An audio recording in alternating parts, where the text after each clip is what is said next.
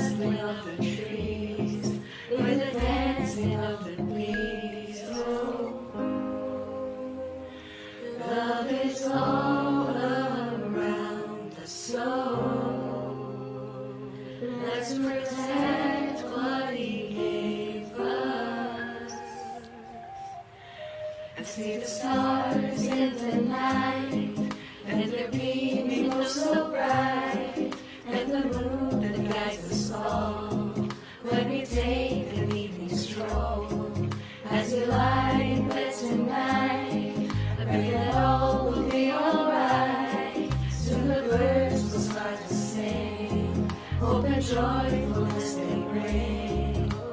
Oh, love is all around us, so let's pretend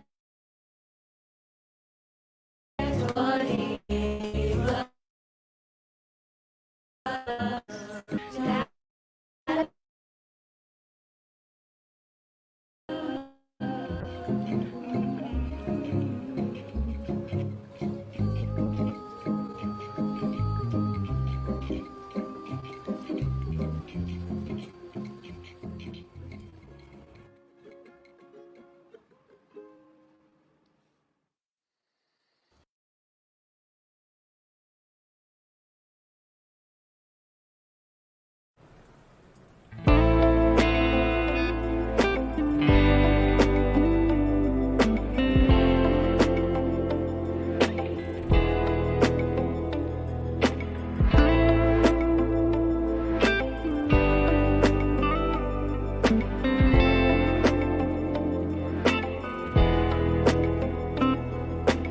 Children cry out, why did you not act, see the facts when there was still time? To end our addiction, fossil fuel addiction, dependence and future existence, inventions. Activate, advocate, organize, stand up and join the resistance. There will be a reckoning. Mother Earth is threatening us. There's no other choice. Hear our children's voice. Fire, fire, Earth's on fire. Fire, fire, Earth's on fire. Truth is in the science. No more political defiance. Fire, fire, Earth's on fire. Fire, fire, Earth's on fire. Truth is in the science. No more political defiance.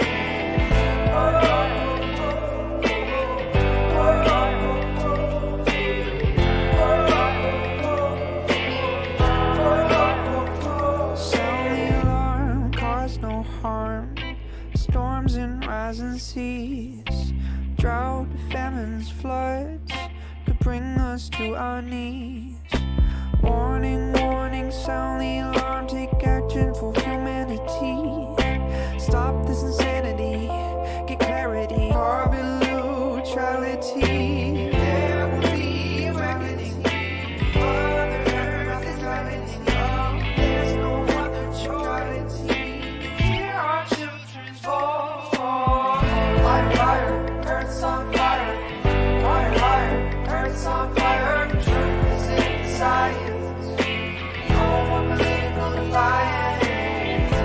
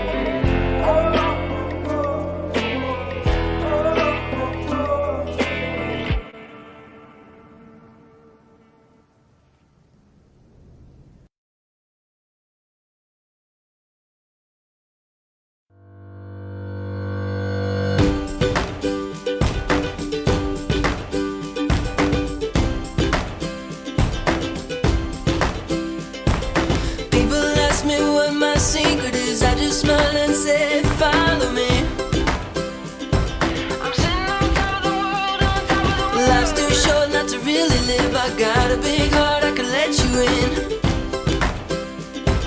I'm sitting on top of the world, on top of the world. On top of the world. I'm sitting on top of the world, on top of the world. On top of the world. People ask me what my secret is, I just smile and say, live for today. I'm sitting on top of the world, on top of the sun came up and I gotta say, see it in a whole new way. I'm sitting on top of the world, on top of the world. Yeah. On top of the world. Yeah. I'm sitting on top of the world, on top of the world. Yeah. On top of the world. Yeah. I'm sitting on top of the world, on top of the world. People ask me what my secret is. On top of the world.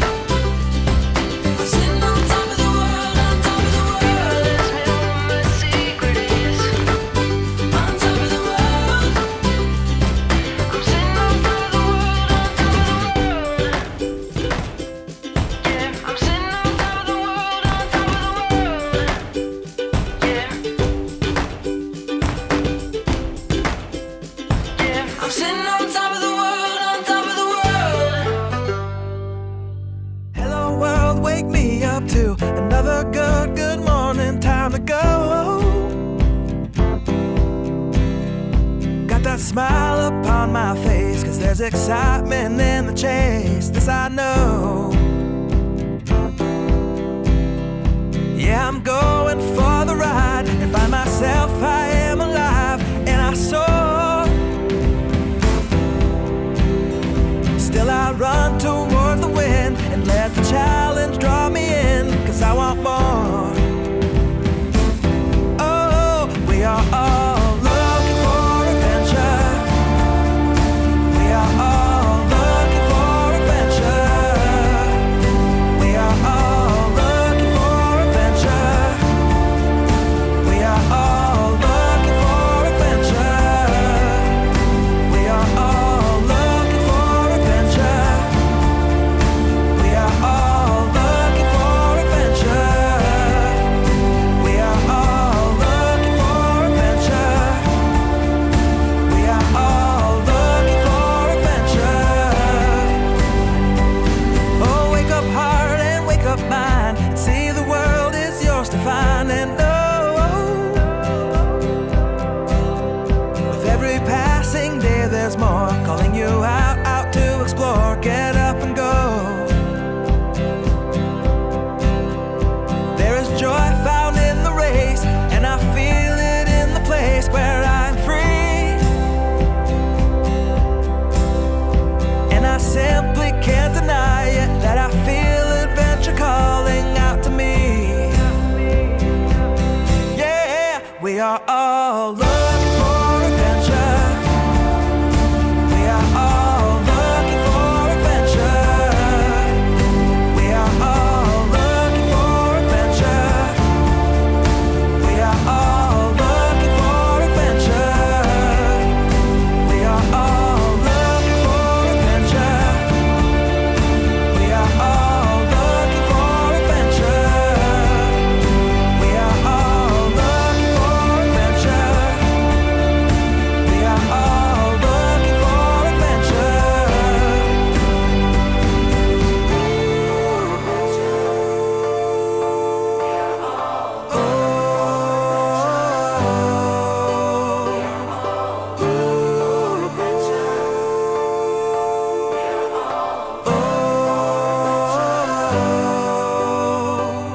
And I'm living free, living free, living free, and I was meant to be. Living free, living free, living free, and I was meant to be. I'm living free, living free, living free, and I was meant to be free, meant to be free.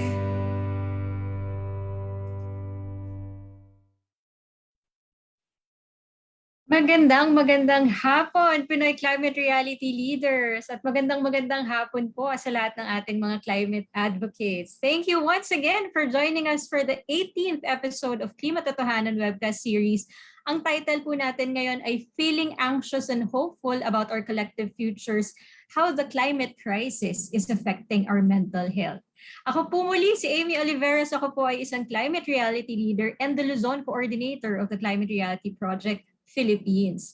Co-hosting with me today, I'm very excited, is Ms. Aliana Carrion, fellow climate reality leader and the coordinator of the Human Security Cluster of the Climate Reality Project Philippines. Hello, Aliana. Magandang hapon. Thank you for accepting our invitation to host this very special episode. Yeah, hi Amy. Thank you for having me today. I'm super excited also for this episode. And hello to all our friends in the climate change movement who are with us today on Facebook Live. Amy, it's an honor to be co-hosting this episode with you. Kasi napansin ko, among our climate reality leaders, ikaw na talaga yung veteran host ng series na to. You're the reigning queen of Klimatotohanan.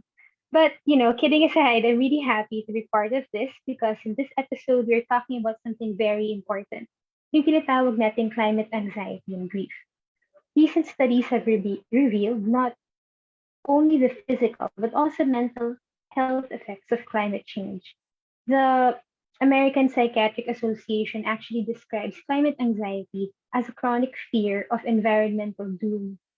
Aside from anxiety, some of the documented mental health problems associated with the negative feelings that arise due to the climate crisis include grief, depression, and even anger. Many of those who are experiencing this are the young people, and understandably so because they are the ones who will inherit the planet and they will deal with the impact of our actions or inaction at present. So Amy, I believe that discussing this issue is critical to reducing the stigma, improving care for those who need it the most, and helping each other channel our fears and anxieties into meaningful action. I totally agree, Aliana, except dun sa reigning queen parta. Pero totally agree with what you said, no? That is why the Climate Reality Project Philippines came up with this episode, this very special episode. We want to start this conversation here in our country where mental health issues are just starting to become mainstream. Tamang-tama, guys, because tomorrow we will be observing World Mental Health Day, which aims to raise awareness on mental health issues around the world. And in the Philippines, I believe that climate anxiety, naririnig na natin yan ngayon. It's a growing concern among young people. In fact, we in the Climate Reality Project Philippines have received several messages before from young Filipinos who express their anxiety about the world that they are inheriting. And that's valid, diba, Aliana? It makes me wonder, and I know probably a lot of us might also have experienced this, how are we supposed to respond to these messages, this call for support? How do we help them process what they're going through? Where do we lead them to get the help that they need? And how can we do better in providing them the support? So these are the questions that we want to be answered in today's episode. That's right, Amy. Today, we're bringing climate anxiety and grief into the light to help spur and improve support and interventions for those who are experiencing it. We're very thankful today because we are joined by mental health experts and young climate activists who will help us navigate this issue. But before we start introducing them, I would like to remind everyone and our viewers on Facebook that we are giving away certificates of participation for this episode. So if you want to get one, please drop your complete name in the comment section and answer the feedback form that we will be releasing after this episode. Oh yes, naku Aliana, I'm very excited. Actually, ang dami na no? We have a lot of Facebook Live viewers already. So syempre bago tayo magsimula, mag-shout out muna ako, no. Hello to Maria Michelle Ann Perez watching from Batangas City. Hello to Mendoza Neil John S. Talagang kompleto ang pangalan natin. Watching from Batangas. Destiny Miriam T. Del Rosario from Bulacan State University Campus. Ella C. Balberona. Watching from SDO Muntinlupa District 1. Good afternoon. Christian Rosales from Montalban, Rizal. Isabel Feliz Katigay of NCR. So I'm very happy, no? Marami tayong mga students watching us. I hope teachers as well. So maraming salamat and thank you so much for tuning in. Okay, so with that Nako, excited na ako mag-start, no? So I think let's start introducing our guest for today, no? So let me do the honors of introducing our very first guest, no? Ray Aliana Isabel L. Lagasca. Aliana is the National Chairperson of Youth for Mental Health Coalition Incorporated, a youth-led non-government volunteer organization whose main goal is to fight the stigma on mental health through policy intervention, public psychoeducation, collaborative engagement, and implementation of appropriate and sustainable community-based initiative. She is also part of the Technical Working Group for the Mental Health Act, the Strategic Plan on Mental Health, and the subcommittees of the Philippine Council on Mental Health. Magandang hapon, Aliana. Thank you so much for agreeing to spend their afternoon with us. Can we see your lovely face and say hello to our viewers, no? Para masimulan na natin ang kwentuhan natin. But before we do, meron lang kaming burning question sa'yo, no? Our opening question for all of our guests this afternoon is it okay not to be okay when it comes to the climate crisis? Of course, definitely. Magandang araw po sa ating lahat, no? Magandang hapon at maraming salamat po sa Climate Reality project, no? For actually inviting Youth for Mental Health Coalition to discuss about mental health and definitely the climate crisis. Because definitely, if you are not feeling okay during a climate crisis, those unpleasant emotions are valid dahil lahat naman po ng ating mga emosyon ay very much valid and we have to acknowledge all of them. Yeah, thank you so much, Aliana, and thank you for reminding us that we really need to acknowledge what we're going through. Grabe, umpisa pa lang, meron na akong sobrang important takeaway. Yeah, moving on to our next guest is Caroline Hickman. Caroline is the lead researcher and author of a 2021 quantitative global study about children and young people's emotions and thoughts on climate change, which is set to be published in the Lancet Planetary Health. She's a psychotherapist, lecturer at the University of Bath in the United Kingdom, and also a board member of the Climate Psychology Alliance, a nonprofit set up to facilitate a deeper understanding of human responses to climate change. She works as a psychotherapist with children, young people, and adults dealing with eco-anxiety and distress about the climate and biodiversity crisis. Sobrang perfect for this session. She also works with youth activists and groups globally offering workshops in climate psychology, emotional resilience, and mental health. Hi, Caroline. It's an honor to have you with us today, all the way from England. And thank you for waking up early to join us for this session. Yeah, so we have the same question for you. Is it okay not to be okay when it comes to the climate crisis? Thank you, and I'm very honored to be invited to join you today. So thank you. I love your question. It is an excellent question. It's the best question because often people think they have to be okay or not okay, and they have a binary relationship, either or. Either I'm okay or I'm not okay. So it's absolutely okay to not be okay about the climate crisis. I would worry if people thought they did feel okay, because we measure mental health by thinking about our relationship to external reality, and external reality is increasingly worrying. So it's actually an emotionally, mentally healthy response to not feel okay. So it's absolutely the right way to feel. And I love the mixture of feelings that other people already have been talking about here today. It's okay to be feeling this range of feelings, to be feeling hopeful and hopeless, to be feeling anxious and scared, to be feeling angry and depressed, to be feeling grief and shame. The mix, every feeling is welcome here. Otherwise, we won't know how to navigate this. Thank you. Thank you so much for that, Caroline. I'm so excited to actually talk to you about your study later on. I look forward to a very, very inspiring session later on. So thank you so much, Caroline, for that. So it's absolutely okay, as sabi nga ni Caroline. Okay, ang susunod naman nating guest, our next guest is John Bonifacio. John is currently the Education Coordinator of Youth Advocates for Climate Action Philippines, or YACAP, or Fridays for Future Philippines. He is also active in Fridays for Future International in making sure that the stories of the most affected people and areas are front and center in the global fight for climate justice. He serves as the national spokesperson of Sari Buhay, a progressive youth environmental organization. Magandang hapon, John. Thank you so much for joining us this afternoon. Ikaw naman ang tatanungin namin, in your opinion, is it okay not to be okay when it comes to the climate crisis? Hi everyone, thanks for the invite. And yeah, it's lovely to be here. And on that question, if it's okay to not be okay, yes, it's perfectly fine, I think. But it's important that we, think about how we can manage that not okayness and really work towards, pushing for the action that we need to do to really, change the reality that's making us not okay, essentially. But yeah, I'll maybe explain later on. Thanks for that, Amy. Yeah, thank you, John. So our reactor naman for this episode is Maria Bianca Jasmine Anglo.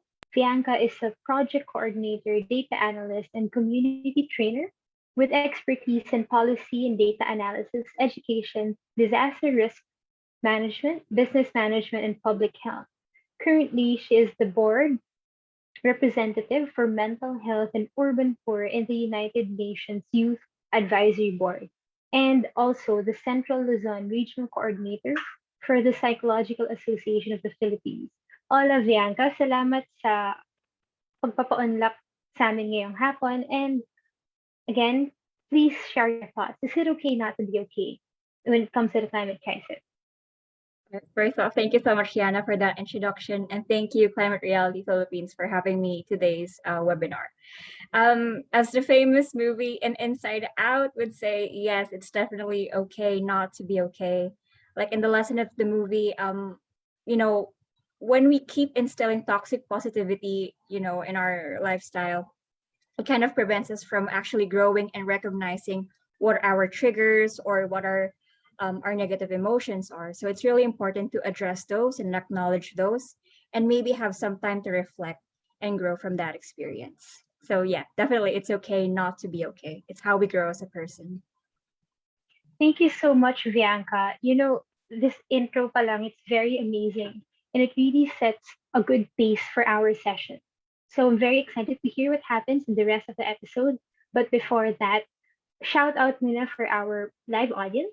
So Maria Sherilyn P. Barrett from Batangas Province, Kay Tuso from Central Mindanao University. Hi everyone, thank you for tuning in. Aaron Daniel E. Sarmiento, watching from North Caloocan, and Joan P. Garlando from Tacloban City, Princess May Villegas from Bohol, and Arturo Ballesteros III from Davao del Norte.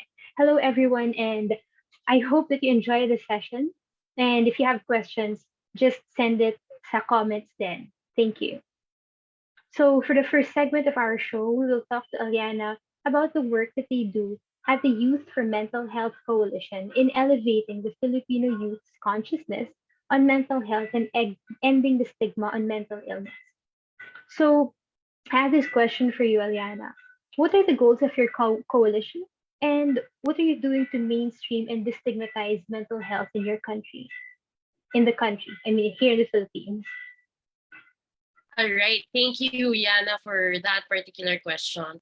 Actually, Youth for Mental Health Coalition was established in 2016. No? That was the time that we were specifically lobbying for the mental health law in the Senate and in the Congress. So that time, naisip namin, why is it that the youth sector, there's no particular organization representing the youth sector, when in fact, here in the Philippines, there are certain studies that actually show that 3 million young Filipinos are experiencing depression, 3 million young Filipinos are experiencing anxiety disorders. So given that realization, we established the organization so that Youth for Mental Health Coalition would be the platform for young people to actually voice out their opinions, their unique experiences, and of course, participate actively, not just in the lobbying of the mental health law, but in the mental health advocacy itself. So one of the goals of the organization is, of course, to end the stigma on mental health, because in the Philippines, we have this existing stigma. It has been there for years. And I remember when I was younger, I was also diagnosed to have major depressive disorder. That was way back 10, 11 years ago. And at that time, there was no one I can talk about my condition. it was a very difficult time for me also because I had some troubles and frustrations about talking to my family about it, since mental health was an elephant in the room and seems like no one wants to talk about. So it was just me, my guidance counselor, and my homeroom advisor that time, together with a mental health professional. They helped me get through my major depressive disorder. But now, since 2016, a lot of people, not just the youth sector, but also our mental health professionals, the civil society organizations, the academe, our service users, we've been doing a lot to actually push for better mental health services and to end the stigma on mental health here in the Philippines. So we found out, based on experience also and some studies that we conducted over the years, that there are three major facets that we have to consider in order for us to actually change the narrative on mental health here in the country. One is, of course, psychoeducation or public discussion, public education. That's why this webcast that we have right now is very relevant, no? Very important now that it's Mental Health Month and tomorrow is Mental Health Day. Much relevant siya, especially right now that we also have a climate crisis. So that's one. Second is, of course, providing with adequate, quality, enough, affordable, and accessible services for mental well-being. No? So that also includes our consultation with mental health professionals.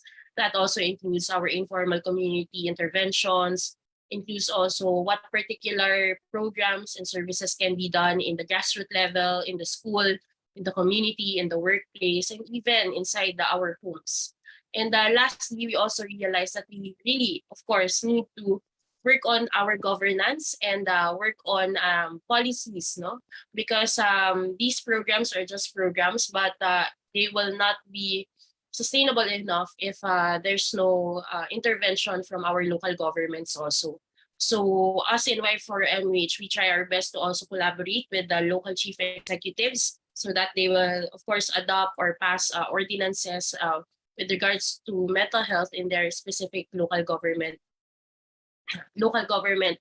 areas.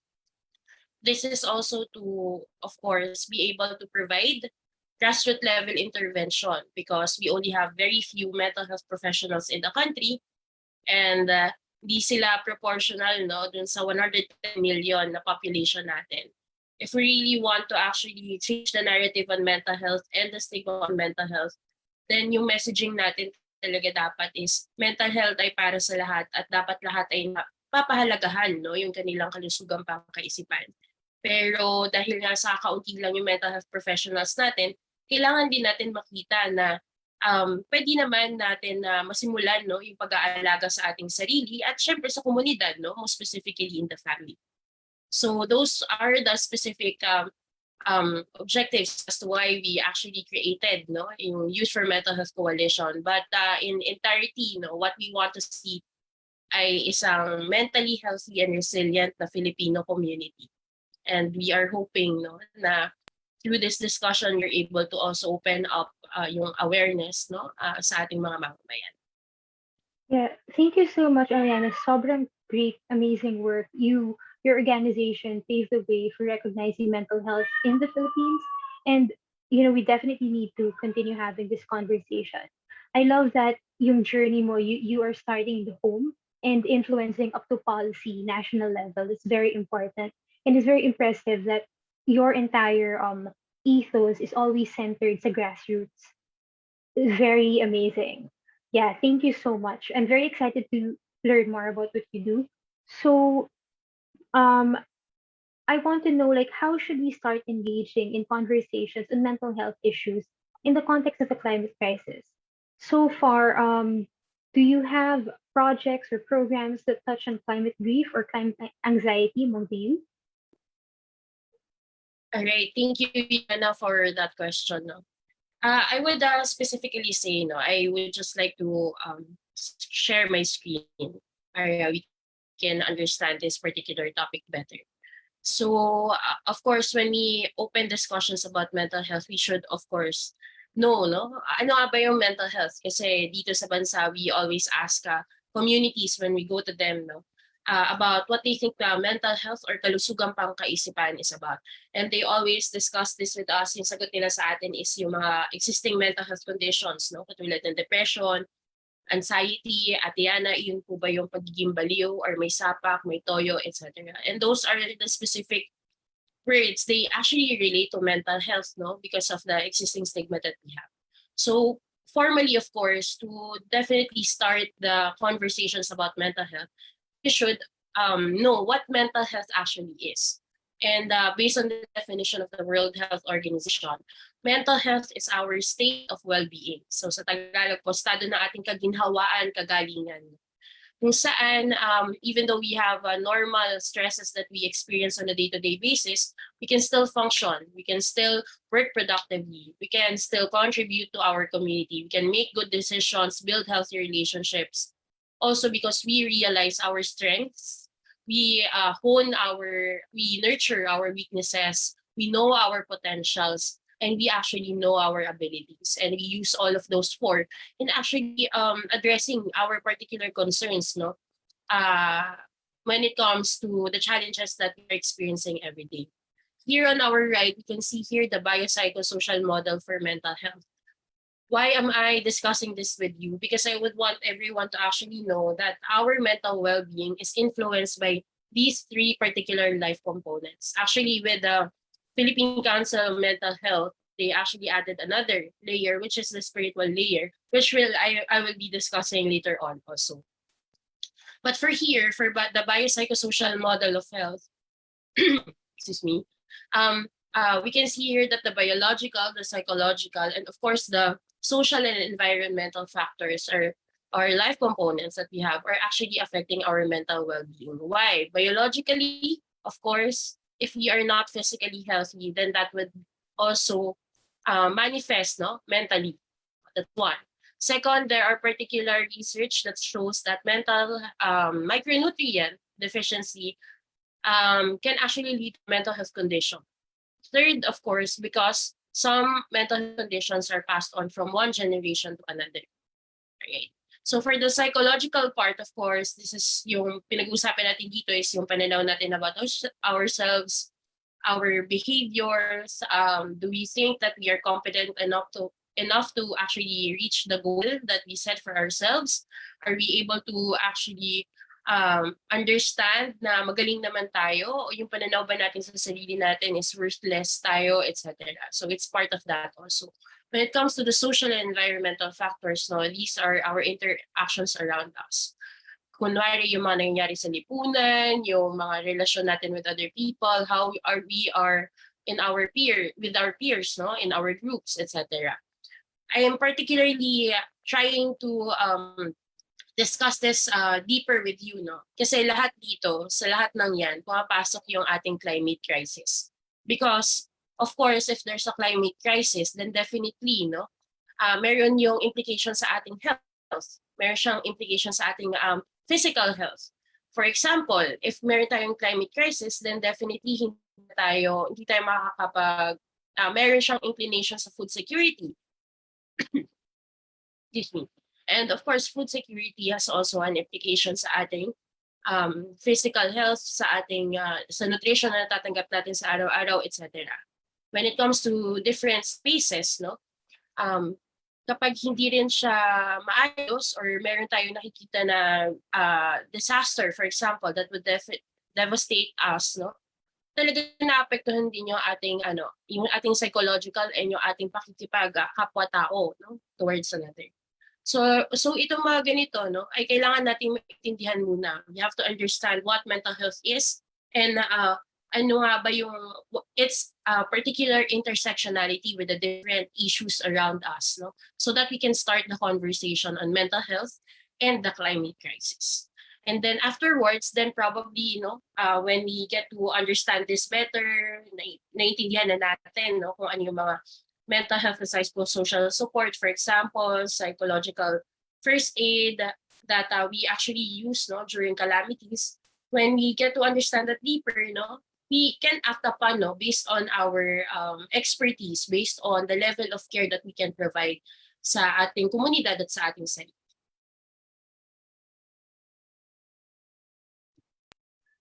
Thank you so much for that. Ang ganda ng the way you approached it na it's really holistic and you showed us how these issues are actually intersectional and it's not just about like mental health is not just about your experiences but also like the physical aspect of it can affect your mental health. So I really love that. It's like first time I'm hearing it. Cool. Thank you so much. Feeling ko kahit yung mga viewers natin, sobrang dami na matututunan from that very short presentation. So it is also good to know that we have a youth organization who's actually focused on advancing mental health awareness in the country. In the recent years, I'm sure like we've seen the difference. And then through the convergence and collaboration, we're able to push for the Mental Health Act and slowly destigmatizing mental health issues. But I know, syempre, we still have a lot more to do. And I hope in the coming years that there will be more programs and studies about the linkages between mental health and climate change in the country. Yeah, right, Amy? Yes, certainly, no? Correct, Aliana. Thank you so much for that. And thank you so much, Aliana. No? Talagang dalawang Aliana yung kausap ko. No? Thank you so much, Aliana, for sharing that and, making sure and discussing how foundational climate crisis is, di ba, with respect to mental health. So maraming salamat. And I hope you guys follow the group of Aliana. Talagang you will learn a lot. Definitely, I learned a lot from them. And I hope you will too. Mamaya, pag-uusapan pa natin more about that, Aliana. Thank you so much for that. Now, we're going to move forward, diba, to our next speaker. And thankfully, we are looking forward and looking ahead because there is actually a landmark study that could serve as our baseline. And we're very fortunate enough to have one of the authors here today with us. So this particular study provides arguments that climate change is a real dimension into mental health problems of our youth. And it includes a survey of 10,000 young people in 10 countries, including the Philippines, how they felt about climate change and the government's response to it. So I'm very excited to talk to you, Caroline. I know you have a presentation for us this afternoon and this morning in your area. But some of the questions that we really want to talk to you about is how does this particular report define climate anxiety? Kasi we've been hearing about this over and over and we really want to talk about it. How do we define climate anxiety?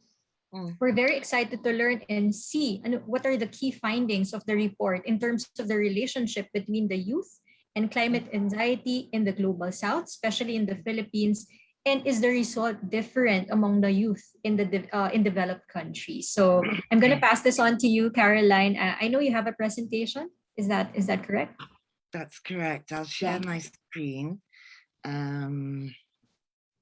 Hopefully this will all work. Okay, there you go. Is that working okay? Yeah, hopefully in presentation mode. Yeah, thank you so much. Yeah. Thank you, Caroline. Thank you. It's nice of you to be looking at the screen and just me talking all the time. So thank you very much. I'm going to present some of the findings of our research, but I want to introduce it before I get to the figures, because the figures are very concerning. But I want to just frame it so that we understand how to listen to these figures and how to approach them. So to go back to your question, is it okay to not be okay? And we've been discussing how it's pretty inevitable, really. We need to acknowledge the distress and we need to acknowledge the concurrent mental health distress that this is causing, not just children and young people, but everybody. But in many ways, children and young people are embodying this, I believe, on behalf of many other groups, demographic groups. Adults, of course, are also distressed.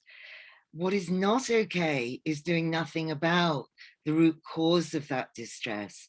So eco-anxiety, as I would define it, I've been researching eco-anxiety globally amongst children and young people in the Philippines, the UK, across Europe, Brazil, America, for 10 years, doing qualitative research, talking with children and young people about how they feel about this. And I just want to start with a couple of quotes, and then I'll define eco-anxiety for you. So a couple of quotes. This is children, young people in the Maldives. People have lost sight of what's really important when it comes to the climate crisis. We know we're going to be underwater soon, but no one in the world seems to be interested. I'm sad, my friends are dying. My friends, the fish, are dying. Climate change is like of the Avengers Endgame. He's like Thanos, whose ideology is to kill off half of life in the universe so the other half can thrive. He said the other trouble is we're the half being killed off. Climate change, we saw that people in Iceland had a funeral for a glacier. He said, this is a beautiful ritual for this dying glacier. He said, but who's going to have a funeral for us? So we need to be really clear that unless we take global action, we are leaving young people in the most vulnerable countries in the world feeling this distress and feeling abandoned and betrayed. So I'm framing climate anxiety as not just distress about environmental destruction and problems. It is also these feelings in relation to people in power who are failing to act. And in our research, we specifically asked about governments, worldwide governments, not specific individual governments, but worldwide governments. And there is a correlation with this distress. Adults can often find this research that I'm going to present to you very depressing. It is sobering and it is worrying, but it's so interesting. I've been receiving emails from young people all over the world since we released this research. And these young people have been writing to me saying, thank you, this is how I feel. Thank you, now I feel understood. Thank you. You seem to be understanding what it's like for young people to be feeling these feelings of distress, not feeling validated, and being told to stop worrying, right? Really not helpful. So I hope that's framed it clearly that eco-anxiety is absolutely in relationship to people in power failing to act sufficiently globally. And it's not an individual problem. The eco-anxiety should never be located as a problem for the individual person, because this is a collective, social, political, global problem of global injustice. So if we look at just an individual feeling distress, we've got to address the distress and support people. But this is more of a moral injury because it's a failure to have done what is right globally to fix this problem. So many people say to me in my psychotherapy practice and in this research, I would feel okay if everybody was acting. So the root cause and the solution is collective action.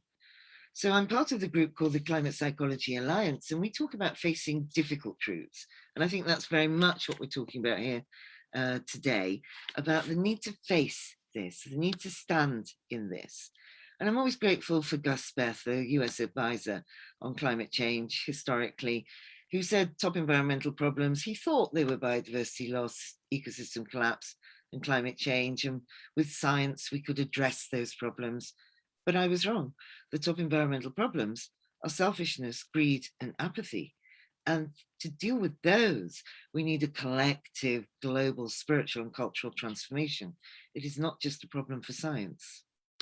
So I'm still framing this, and then I'll give you the numbers in a moment, but I want to give this introduction so that the numbers can be absorbed and understood more.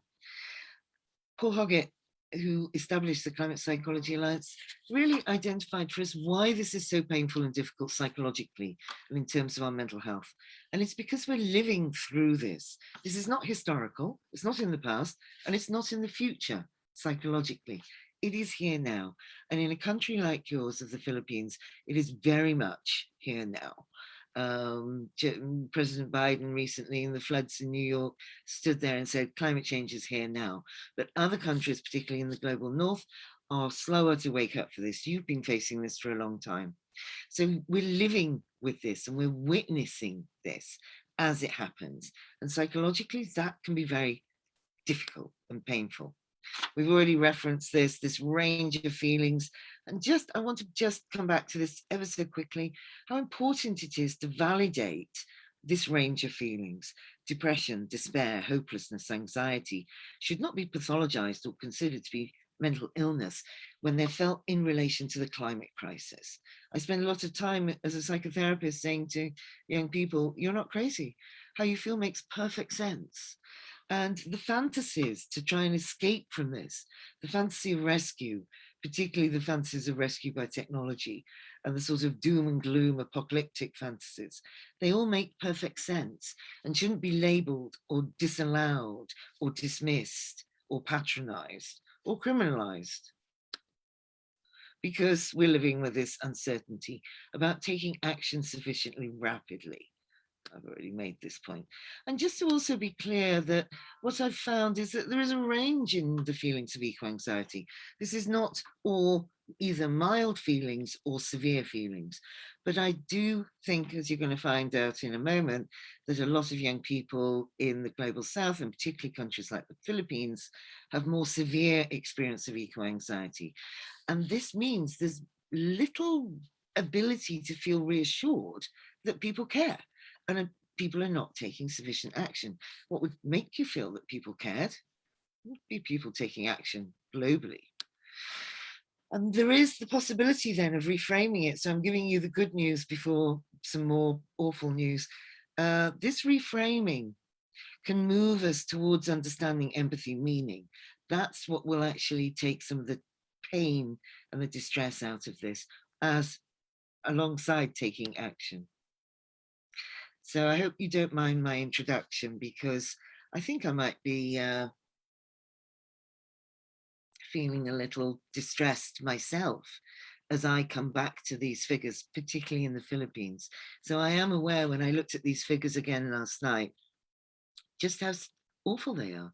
So this was the range of countries that we conducted this poll. It was a poll that was funded by Avaaz, and it was an independent group of researchers.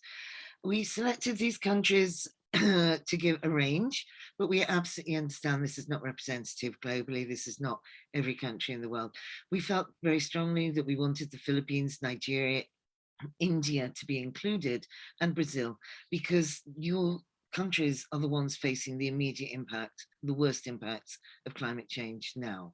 But we needed to contrast that. And what we found was that 8 out of 10, I'm going to give you both global figures, but also the specific figures for the Philippines, which have not been released up until now. We found 8 out of 10 children and young people across the world, including the UK, worry that climate change is threatening people and the planet. That is not perhaps strange, that figure. Excuse me. 45% globally reported a negative impact on daily functioning. Now, this is important. This has not really been asked very much before. This is the impact on eating, concentrating, going to work, going to school, sleeping, spending time in pleasure with friends, playing, relationships. 45% was the global figure, average. The Philippines, it was 74%. So what we're seeing is a much higher impact on daily functioning for the young people, the children and young people in the Philippines. This is 16 to 24-year-olds. And this gives you the range across all the countries. So I'm not going to share all the cross-country data, and we haven't fully finished analyzing all of that yet. So this is our introductory findings. You can see the Philippines, sadly, is out in front in terms of impact on daily functioning, that this is 74%, similar to India. And you can see also some of the other higher figures in Nigeria and Brazil. And then the lower impact on functioning is the US and the UK. But this is the correlation between the feelings and the functioning. I've got some other graphs that make it much clearer. So this is how these children and young people told us that they felt in relation to climate change. This is the worldwide figure. So we've got 67% saying sad, 67% afraid, 62% anxious, 57% angry. So I want to give you the global figure first. And then if we look at the Philippines, you've got 91% sad, 90% afraid, 83% anxious, 70% angry. So you can see that in comparison to the average, the global average in this group of 10,000 children and young people, we can simply say that from this group that answered this poll, 1,000 children, young people in your country, the feelings are much stronger. And the one I want to really point to here for you, as well as those, they're just so awful, aren't they, is the 78% feeling hurt and the 62% feeling grief. I think those are really significant, as is the guilt, actually, 74%. But the heart is really important to understand. And the way we're understanding this feeling of heart is around thinking of this as a form of moral injury. And moral injury is the heart that we feel when people in power either lie to us or fail to take action to protect us. So over half, we then asked about thinking, not just feelings, but thinking. Because it's not just an emotional response, it's also the impact on the way we think, the way we cognitively process things. So over half, 55% worldwide, but 71% in the Philippines, think they will not have access to the same opportunities that their parents had. Over half, 52% worldwide, 77% Philippines, think that their family's security will be threatened, economic, social, and physical security. I think I want to say sorry, actually, at this point, before reading you the rest of these figures, because they're awful. And the rest of the world has a duty and a responsibility to pay attention to these figures, and take them seriously, and do something about what we're leaving you with in terms of the impact on your children and young people. We should be ashamed, not you. Over half, 55% worldwide, 74% in the Philippines, think the things they most value will be destroyed. 8 out of 10, 83% worldwide. Well, you've got 9 out of 10 in the Philippines, think the people have failed to take care of the planet. 3/4, well, 3/4 worldwide, 90% Philippines, think that the future is frightening. 4 out of 10 worldwide, 47% Philippines, are hesitant to have children because of climate change. Over half, 56% worldwide, 3/4 in the Philippines, think that humanity is doomed.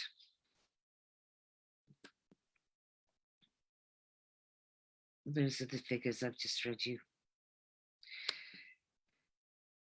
On top of this is bad enough. This is terrible. On top of this, what makes this worse is my spelling. I'm sorry. I should say half properly. 48% of children and young people globally have been dismissed or ignored by other people when they try to talk about climate change. And in the Philippines, this is 51%. So just over half. So this is what it looks like when we correlate this with feelings about governments, plural, worldwide. The question we asked was your government and other governments, because we didn't want to put children and young people in the position of only commenting on the behavior of their own government. So it was about global as well as specific and individual. And we can see that large numbers feel that governments are failing young people. Lying, 64% lying about the impact of their actions, 60% dismissing distress. But if we go down the other end, can be trusted, 60% say governments cannot be trusted. 64% say governments are not doing enough to prevent climate change disaster. 64% saying that they're not taking children and young people's concerns seriously. 57% believe governments are not acting according to science. And this was your figures in the Philippines. 68% felt governments were failing young people. 69% that governments globally were lying about the impact of their actions. 56% betraying me and future generations. 53% dismissing the distress. So you've got some shocking results. And so young people worldwide were reporting feeling betrayed by governments, feeling anguished, abandoned, afraid, angry, ashamed, dismissed, belittled, disregarded. Patronized is not a strong enough word. And there is hope. You might be listening to me thinking, where can we go from here? Well, I am an optimist, but I believe in radical hope. And radical hope is not about naive optimism. It's about radical action alongside facing the reality of these thoughts and feelings. If we try and minimize these and dismiss them, then we're adding to the distress, we're adding to the despair, we're causing the moral injury if we disregard these figures. What gives me hope is that the young people of the Philippines told us this is how they felt, or this group did. So the hope that is here for me is in the courage and the validation that these figures could bring us, that the young people are being listened to and understood and taken seriously.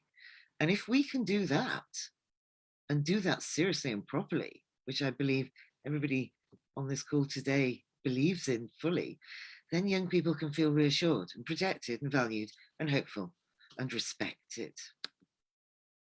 So I'm talking about this moral injury here at the end. Climate anxiety is absolutely not a mental illness. But if we put together the realities of climate change with climate anxiety and global inadequate government action, then what we are looking at is chronic, inescapable stressors that will inevitably impact mental health of children and young people. How could it not?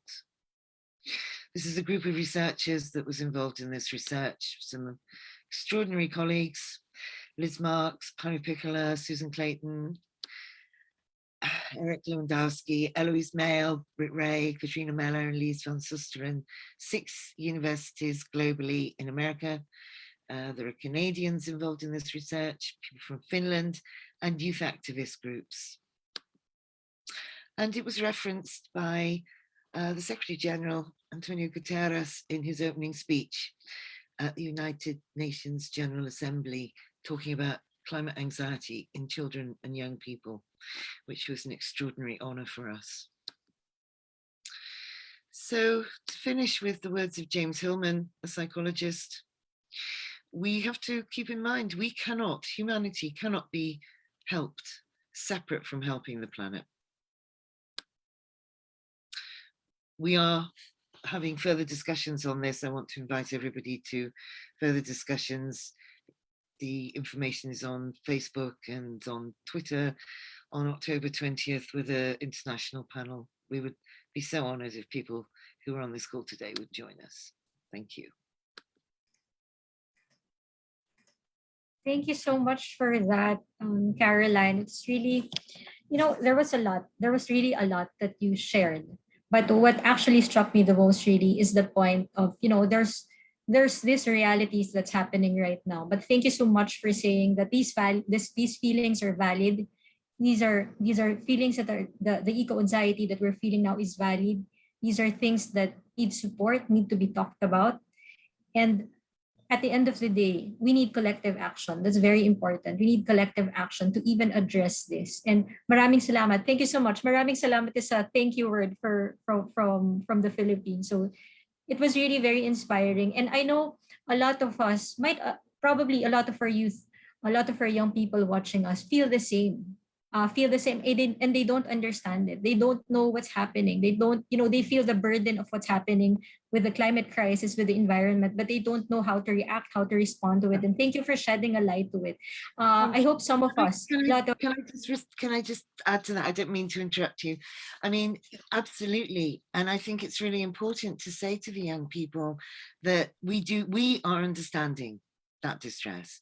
And that giving that meaning and that recognition and respect and validation, that can help to reduce the distress. So young people are not feeling alone with this. So absolutely. I just wanted to confirm what you're saying. Thank you so much, Caroline. And you mentioned about radical hope. That's something that's quite new to us, and I hope to learn more about that. No, hopefully pati yung mga viewers, hopefully some of our viewers as well. Just a quick follow up. There's an interesting question here from one of our viewers. Actually, he's part of the prod team. Our director Heath actually has a question. Some people deny the reality of the climate crisis as their coping mechanism in response to the extreme eco-anxiety that they're experiencing. So how should we frame the conversation? How should we frame the conversation when we talk to them about the climate crisis? Thank you for such an excellent question. I would come back to the strapline of the Climate Psychology Alliance. We chose the strapline of facing difficult truths, that we need to support people in facing the reality. Now, when people have a defense against this, and somebody earlier, I'm so sorry, I've forgotten who it was who said it, but you referenced the Pixar film Inside Out. Absolute genius to have referenced that film, because actually that film talks to us about denial and the unconscious. When we cannot cope with feelings, what we do is we push these feelings into the unconscious, and they don't go anywhere. They don't disappear. They go underground or underwater, and they lurk, and then they'll come out. And what will happen is you'll be in a shop queuing for food or something, and somebody will say something really small that upsets you, and you'll have an enormous response to this, which is completely disproportionate. So it's really important to recognize that you don't succeed in dealing with your feelings by pushing them into denial or disavowal. But those disavowal is there because people under the surface are terrified. People under the surface can't cope.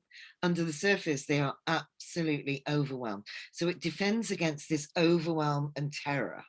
So what we've got to do is have these conversations over and over and over again, and then show people how to have these difficult conversations, to build the emotional resilience and build the emotional intelligence so that we can have these conversations, because this is a normality for us today. And the more you do that, the less terrifying it becomes. There is no such thing as absolute denial. That you have to remember the denial is there because people are terrified under the surface. So I always say to people, I always speak about the defense. I say, I can quite understand that you wish climate change wasn't really happening at all, because I wish it wasn't happening. So you can speak to the wish that it wasn't happening and say, and I totally understand that you defend against it because it's terrifying. However, pretending it's not there isn't going to make it go away. So let's find ways together to have these difficult conversations. So you do it in a non-shaming way. And if somebody's in absolute denial, don't waste your time. Find people to talk to who understand, and then come back to them later on, because sooner or later they'll notice. Thank you so much for that. Very inspiring answer. I hope, Keith, you're able to pick up very, very good advice from Caroline. So going back, you mentioned about Climate Psychology Alliance. I know probably a lot of Filipino organizations might be interested to collaborate and get in touch with you. Caroline, is there any number or contact details that they can probably reach out to you to collaborate? Absolutely. I'll put the contact in the chat. We have psychotherapists on the site globally who will offer support to people who are struggling with eco-anxiety. I will come out and run training for psychologists, mental health workers, schools. We are running a wonderful program of supporting people in setting up climate cafes. You do not have to professionalize this. You don't need a psychotherapist or a psychiatrist. You do if the psychological distress is becoming extreme. But actually, this is something we're all feeling. So the climate cafes are a wonderful way of local people in their own communities, their own schools, their own hospitals, setting up these supportive groups, involving usually tea and cake, and talking about how they feel, and then supporting each other. And the same with parent groups. So we've been setting up a lot of community groups. This is absolutely a social community problem. I think the crucial thing is don't be left on your own with this. So no, I'll put the contact details in the chat, but it's an open access website. And we've got podcasts, and I would be honored if people here were interested in doing podcasts with me in the future. So get in touch and let's have these conversations in podcasts, and we'll put them on our site.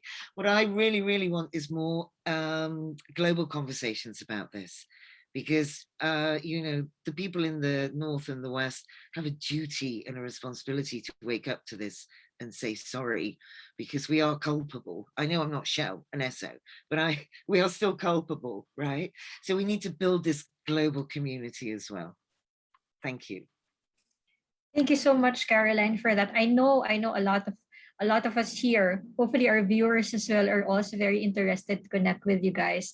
I hope a lot of Filipinos will reach out to you. So thank you so much. Thank you so much for acknowledging, saying sorry. That actually means a lot coming from you, and especially for our youth. So I actually personally resonate with the fact that there's also a bit of a hesitance on my end to have children because of the climate crisis. That's the reality.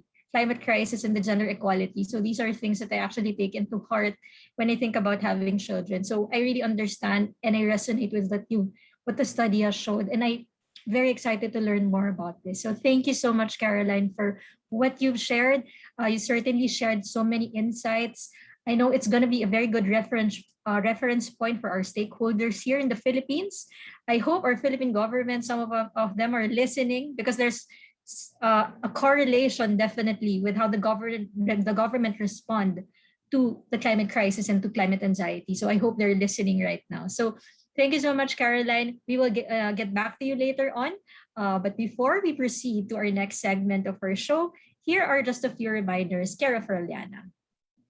Yeah, thank you, Amy, for passing it on to me. So, a few reminders: the Climate Reality Project Philippines is inviting everyone to the 2021 National Round of Mobility Awards. So, visit bit.ly/MA nomination to nominate the most bike-friendly local government units, business establishments, and workplaces across the country. Reminder lang, this round is open to all cities in the Philippines except Metro Manila. So all cities in the Philippines except Metro Manila. Moreover, we also invite you to nominate inspiring cyclists, entrepreneurs in your local neighborhood for the Siklista ng Bayan Special Award. So this award is for your suking magtataho, recyclers, baristas, magbabalot, fruit or vegetable vendors. Each of them has a story to tell, and their service and contribution to you, your community, and the climate should be well celebrated. Help us recognize them by sending us your photos and stories featuring all their hard work.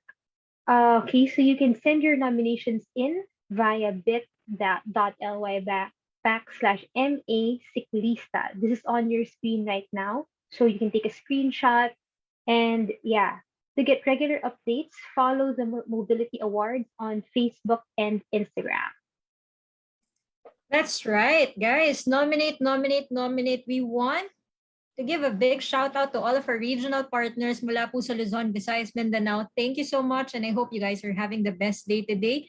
Another announcement coming in, calling all climate advocates, writers, and poets to join When Is Now, a global creative collaboration for urgent climate action, organized by Agam Agenda, Climate Vulnerable Forum, and the Institute for Climate and Sustainable Cities. When Is Now is an open, evolving call for creative expression and collaboration to demand for urgent climate action. All you need is a seed of an idea, a string of words, and your willingness to share your experience, as well as acknowledge and respond to others' experiences of the climate crisis. To learn more about this initiative and how you can submit poems and seeds of creative climate action in many different forms, visit whenisnow.org. Prompts and submission guidelines may be found on the submission form. You may respond to poems that have already been contributed to When Is Now.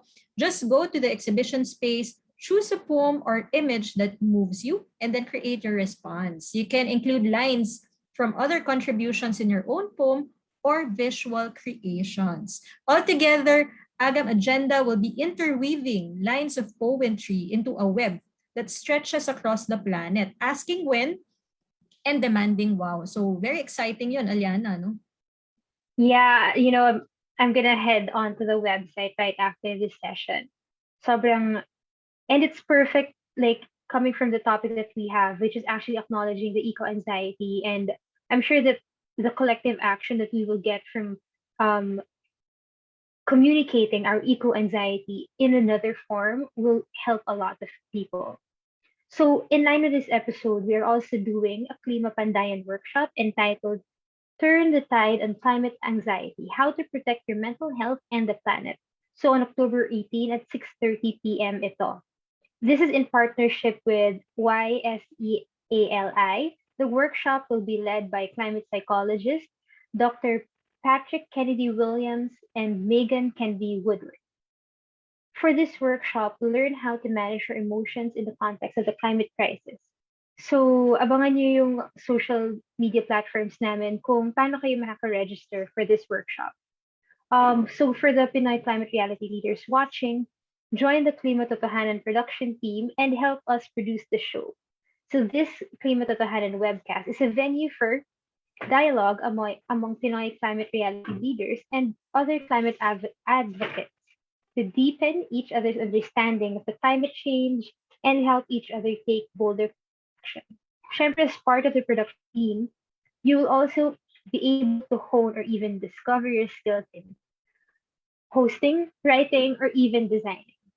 So if you are unable to join a production team, connect with us on social media and share the episodes on your accounts. Remember to tag the Climate Reality Project Philippines.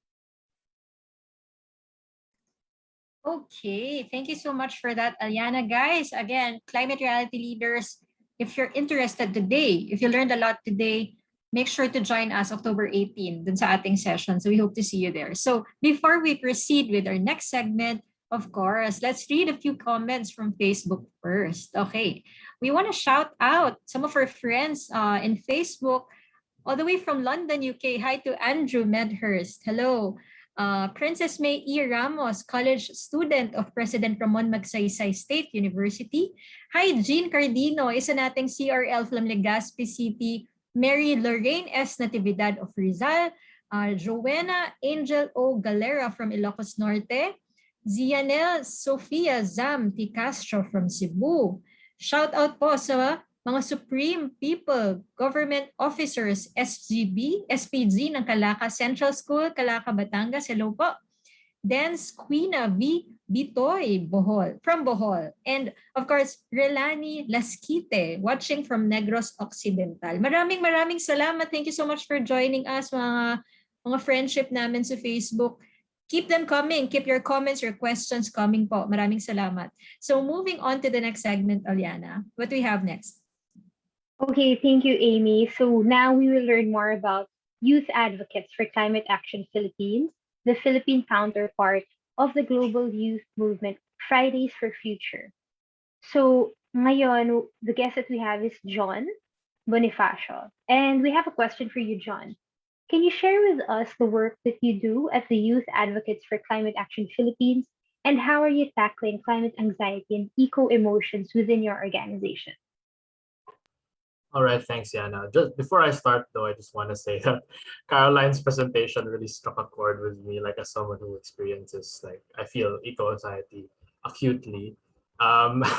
It's really I'm not stressful, but really, I don't know what to say. Like seeing all that information in front of you and saying, like, for everything that Caroline was saying, I just saying like, yes.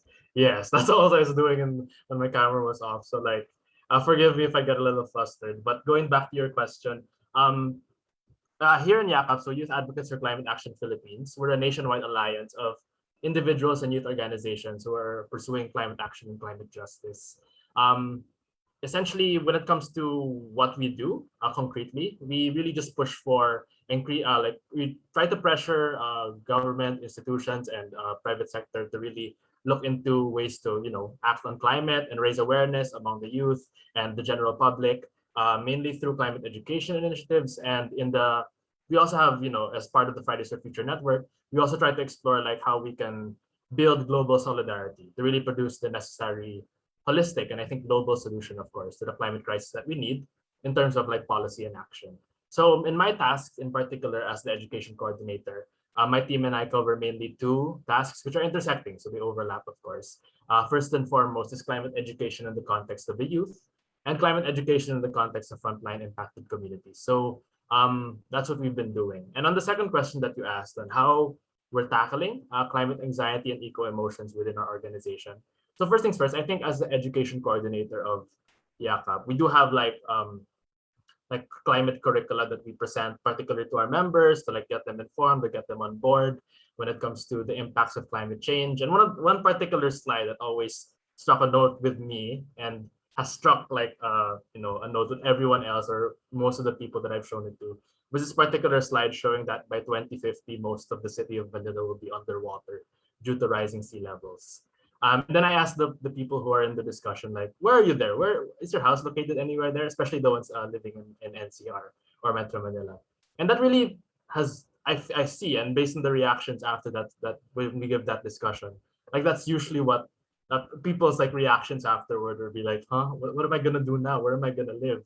Like, I mean, like for example, me personally, I was a med student some time ago. I mean, like last year I was a med student, and then seeing that information, and realizing that the Philippine General Hospital, for example, will be underwater, like what am I supposed to do? Like those kinds of things are really make you ask questions. And that's really the thing, being like helping out or like facilitating those discussion spaces as the education coordinator, as part of the education committee in Yakap. Really, it's like like you're in the front lines of like showing or like like introducing people essentially to maybe their first inklings of eco anxiety, which is not the not an enviable task, but it's something that really needs to happen, I think.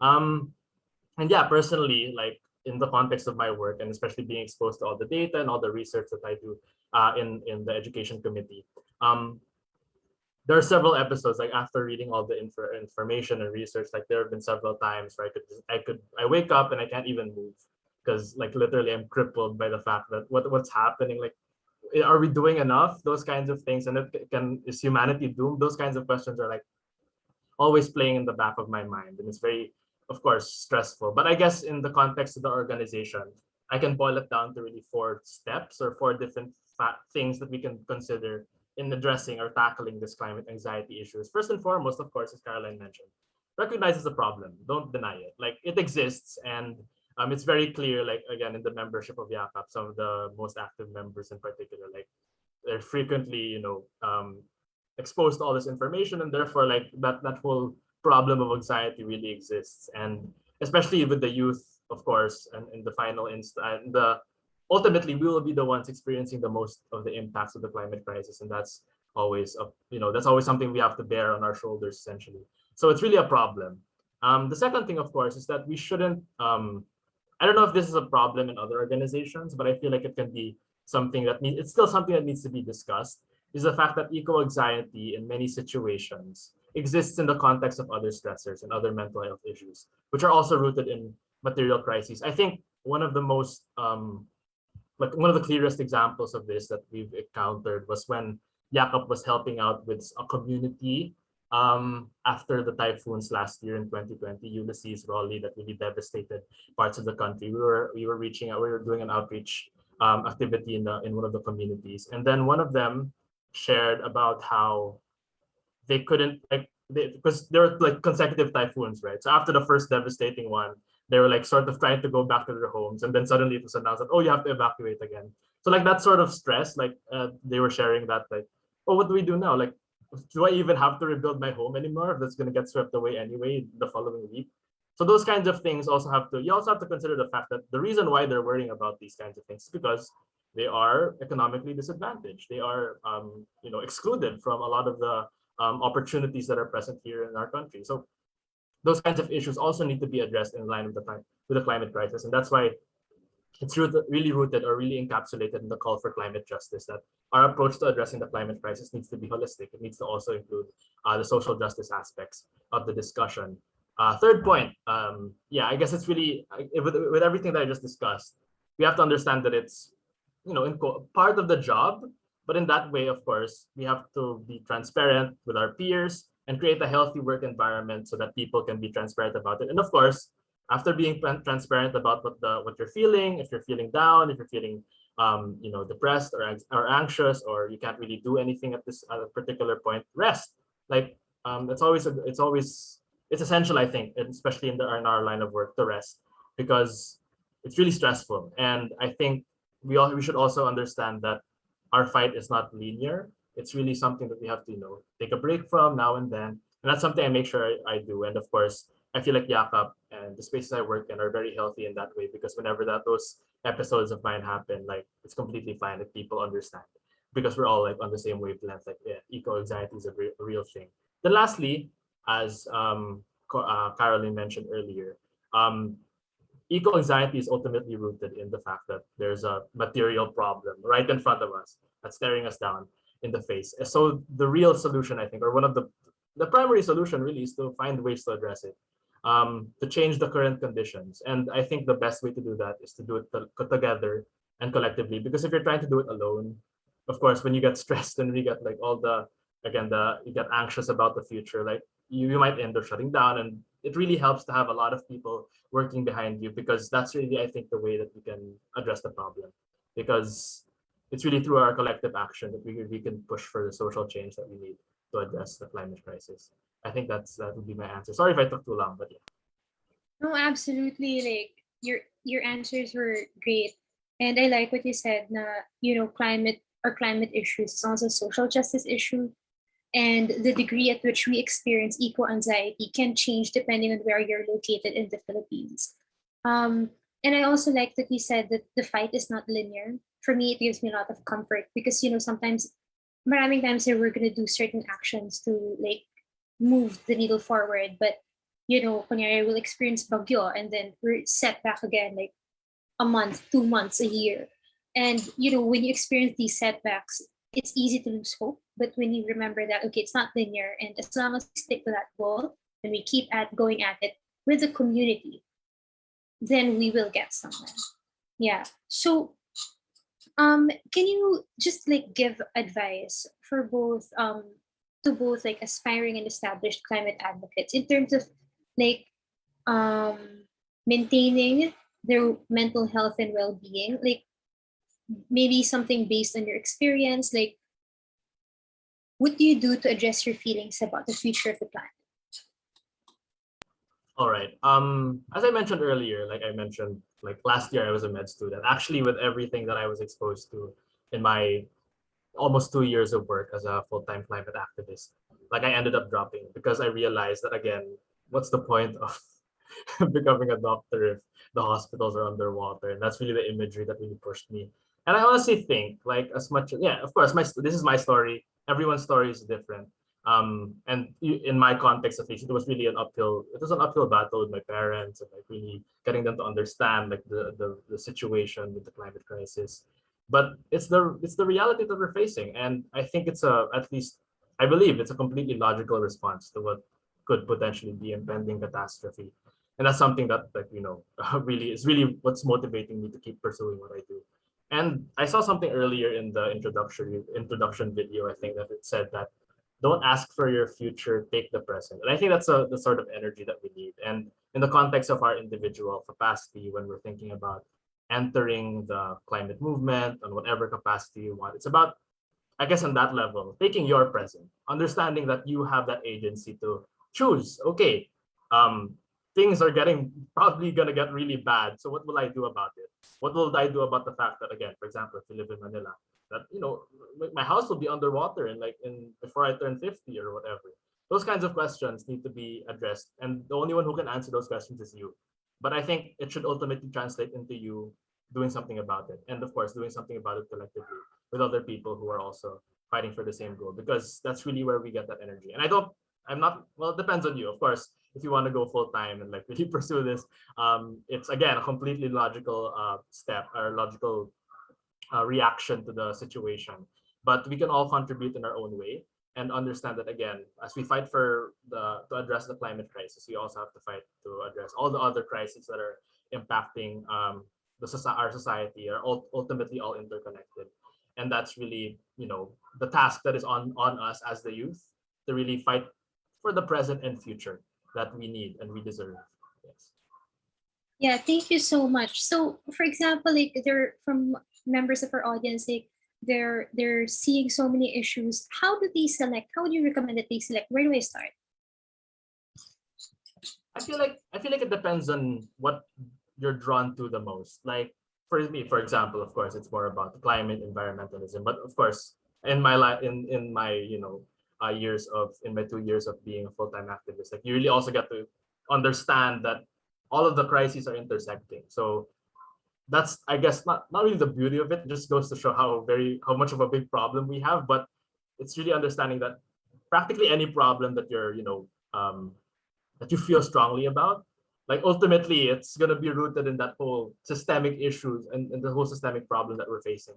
For example, as a mental health advocate, like of course you'd enter it talking about something completely different, but you'll realize that things like the climate crisis have an impact. You can also talk about things like human rights. And then, for example, with the very recent declaration of the UN Human Rights Commission, that a Human Rights Council, that climate crisis is very interconnected to human rights. So those kinds of things make you understand that all of these intertwined. So it's really about, picking which one you're most comfortable with first. But ultimately, I feel no matter what you do, you'll realize, end up with the same conclusion, that the problem is huge and the problem encompasses so many things. And while it might seem overwhelming and daunting at first, you have to also realize that you're not alone. You're not the only one thinking of solutions for every single aspect of the issue that we're facing. Like, so many people are doing so, and it's great to see that everyone here and everybody listening, in one way or another, is contributing to that. Approaching or tackling the different issues we're all facing. So yes. Yeah, thank you so much for your advice, John. Like organizations like yours, YACAP, are doing really great, tremendous jobs mobilizing Filipino youth and taking action to amplify calls for climate justice. So these are things that anyone in the audience can get into. Like, find the organization that you think works for you, because it's always easier to start with a group, especially if you're still learning about the issues. So do remember that for YACAP, do remember that you have an ally and supporter in us, the Climate Reality Project Philippines. Because in the climate change movement, we really should have each other's backs. Work on this advocacy can, sometimes be overwhelming. And having a community and support system really gives us inspiration, hope, and strength. Right, Amy?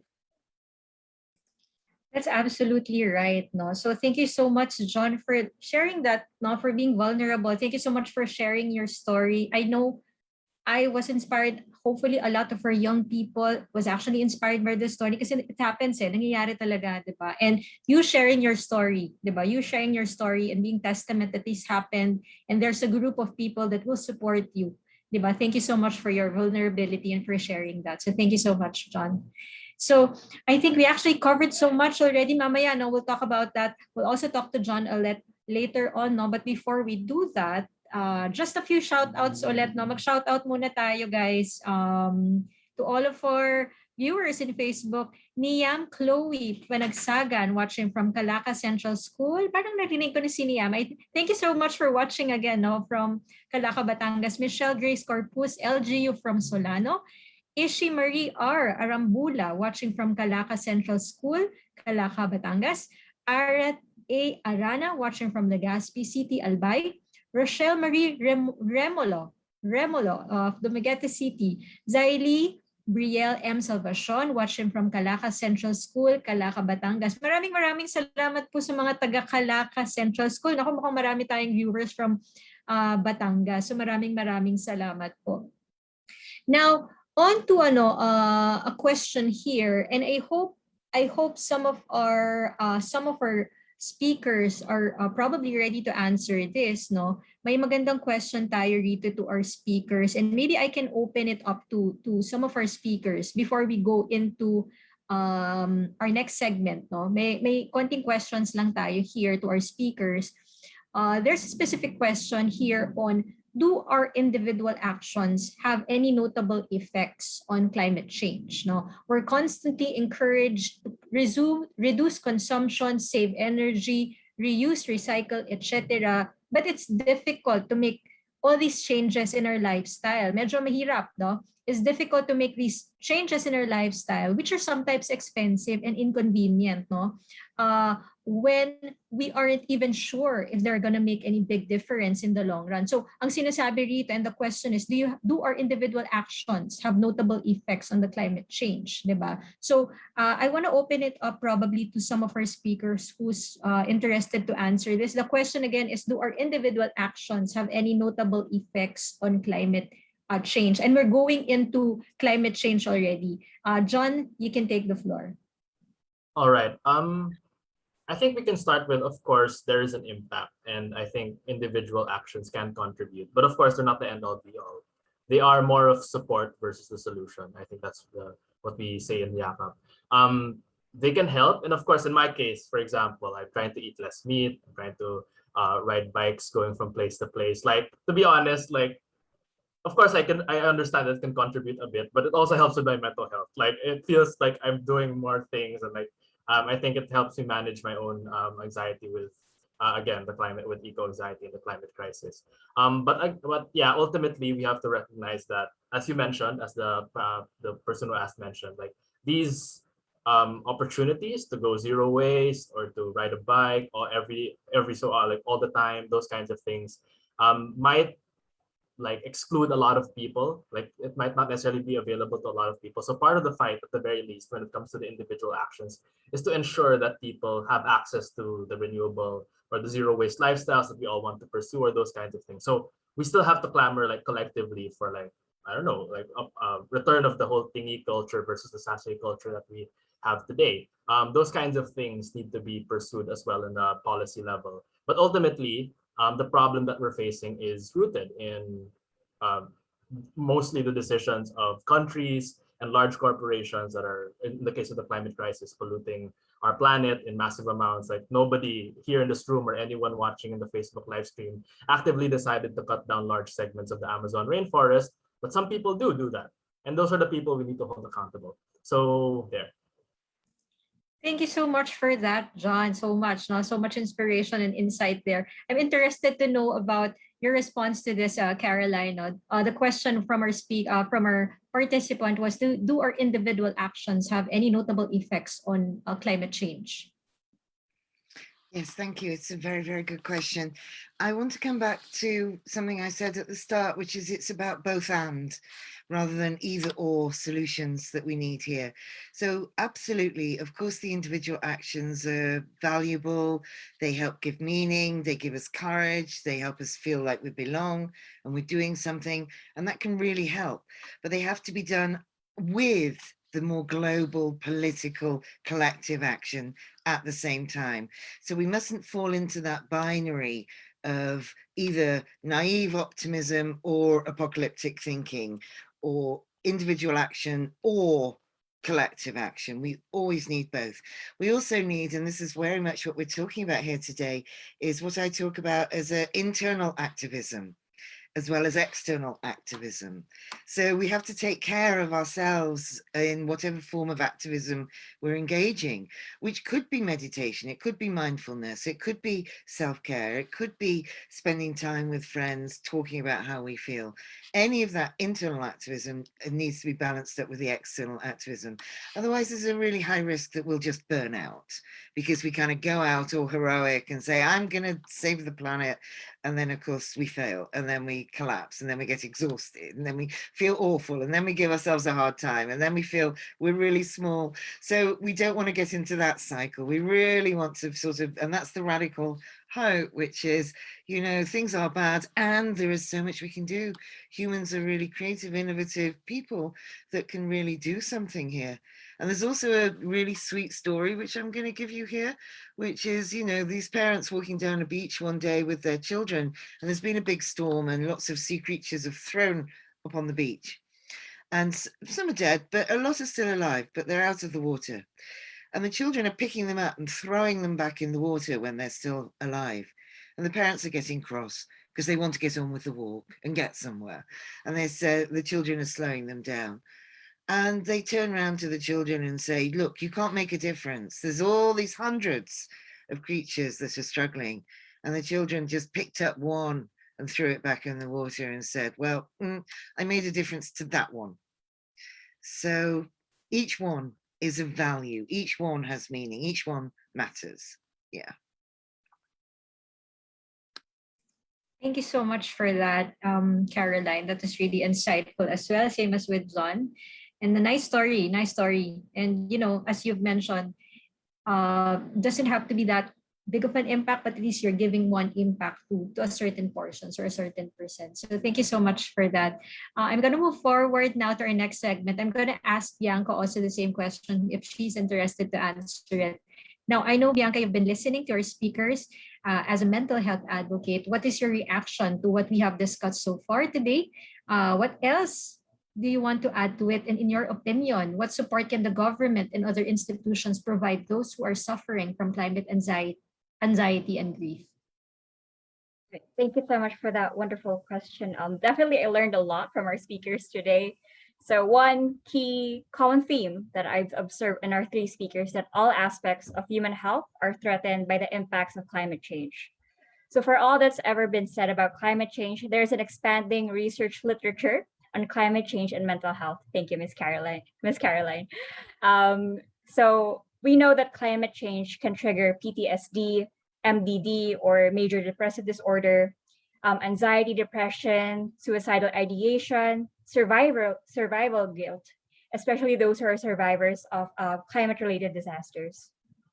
So as Aliana and John have nicely discussed, there's much work to be done for mental health and climate crisis, not just in raising awareness of these looming realities, but integrating them in different facets of our community.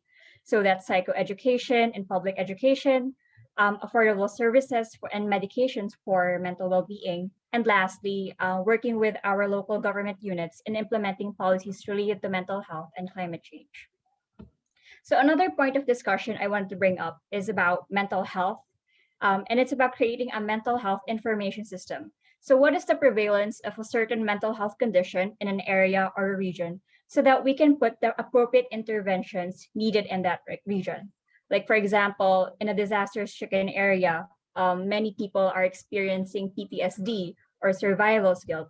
So what can the government do, or what related NGOs can actually do to mitigate these kind of feelings or mental conditions? So another point of interest is what level of awareness is present in the region.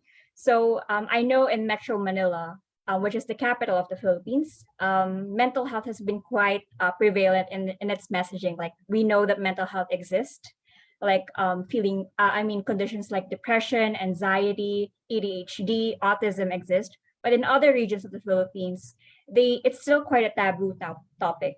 So we kind of need to expand outside of urbanized communities and into local ones.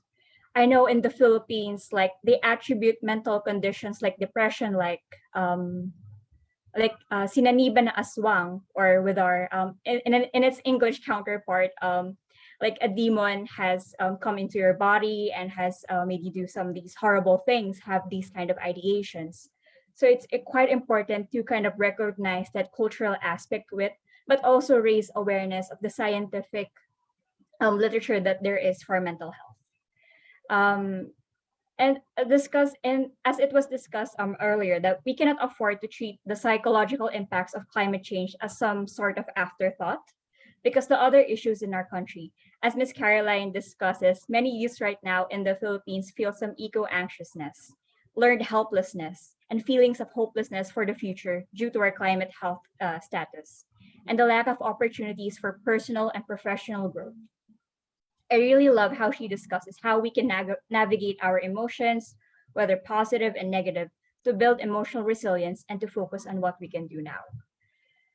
So the next question is, how should young people manage their eco-anxiety? So as public awareness about the harmful impacts of human activity increases and deepens, so do the number of people who feel eco-anxiety. So here are my suggestions on how Filipinos can, in our own small way, combat the climate crisis, as well as take care of our mental well-being. First one is building healthy habits that are eco-friendly at a pace that you can sustain. So that's really important. We can start by reducing our carbon footprint and boost emotional resilience right in our homes and lifestyle first. Like turning off the lights you don't need, start walking or biking as a mode of transport, conserving water, and opting for reusable materials instead of single-use plastics. So another popular practice right now in the Philippines, which I'm quite a fan of, is becoming a plantito or plantita. So by planting small seedlings, cacti, and plants that bear small fruit and vegetables really help in reducing our consumption of meat and our carbon footprint. So a study in the University of Chicago back in 2020 says that physically surrounding yourself in greener spaces has been able to reduce feelings of anxiousness and mood swings. It has also been found to improve sleep and reduce stress, promote positive social interactions, whether virtual or physical. So being physically in green environments boosts various aspects of thinking, like attention, memory, creativity, in both people with depression or not. So physically placing ourselves in a greener environment actually boosts our mental health, and it also helps our environment. So second one is perhaps the most important of all is remembering that the fight against the climate change isn't an individual endeavor. Seeking out and talking to friends and family about eco-anxiety is a healthy form of expression. This could also raise awareness of the climate crisis issue and its impact on mental well-being. This could also be an opportunity to teach those closest to you what they can do to help your household and your community to be more sustainable and eco-friendly. So my next recommendation is, and I guess Yakap and Youth for Mental Health can come in here, is to find your people. Find a community that just gets you and has the same fire of passion and the same values about the climate crisis that you have. So you can join an NGO or a volunteer organization that works in mitigating the climate crisis. You can actually even create an advocacy groups that help in the climate crisis and its victims. So for example, what support can we give to Filipinos who are victims of the climate disaster like Typhoon Yolanda or Typhoon Raleigh? Not only does this constrain their basic means of living after the disaster, but also their mental health status. Studies have found that some of these survivors develop PTSD, survival guilt, and seasonal affective disorder. I recommend that disaster resilience units by NGOs, youth organizations, and even the government provide the basic care and needs that they all need to get back on their feet, as well as provide consistent psychological counseling for all of these victims. So by joining these organizations and volunteer groups, you can better educate and make more sustainable and ethical choices. And talk to the people within your sphere of influence, like friends, family, to educate them and to encourage positive change for a healthier planet. So before I cap off, for my last recommendation on how to handle eco-anxiety, and I cannot emphasize this enough, is to be a registered voter. And this is a very relevant topic right now in the Philippines because of the election season coming up. I urge you to get registered and choose wisely who is your presidential, vice presidential, and Senate candidates are. I urge you to do your research on their past projects, what are their values as a leader, and what are their platforms in the coming years for Philippines, and especially whether they address the destructive reality of the climate crisis in our nation. So after this pandemic, it's really crucial. How are we gonna kind of like spring back to get our economy back on its feet?